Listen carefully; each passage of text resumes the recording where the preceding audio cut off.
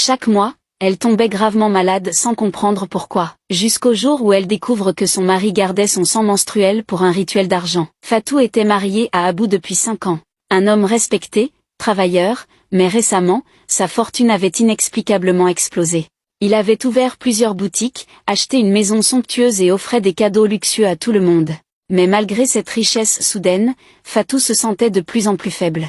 Chaque mois, au moment de ses règles, elle tombait malade. Son corps était lourd, ses yeux perdaient leur éclat et son esprit semblait flotter dans un brouillard permanent. « Fatou, tu devrais consulter un médecin », lui conseilla sa sœur un jour en la voyant allongée, transpirant à grosses gouttes. Mais Fatou refusait. Abou était toujours là, veillant sur elle, lui apportant des potions mystérieuses à boire. « C'est une vieille recette de ma grand-mère. Ça va te remettre sur pied », lui disait-il avec un sourire étrange. Un soir, alors qu'elle était seule dans la chambre, Fatou décida de ranger les affaires de son mari. En ouvrant le tiroir, elle trouva une boîte en bois sculptée, soigneusement verrouillée. Curieuse, elle força la serrure et découvrit l'intérieur, des mèches de ses cheveux, des morceaux de ses ongles, et un linge imbibé de son propre sang menstruel.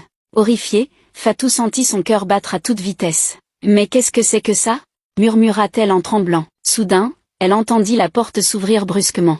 Abou se tenait là, les yeux injectés de sang. « Qu'est-ce que tu fais avec ça ?» demanda-t-il, le visage déformé par la colère. Fatou sut à cet instant qu'elle était en danger. Mais ce qu'elle ignorait encore, c'est que le rituel qu'il pratiquait avec son sang n'était pas terminé.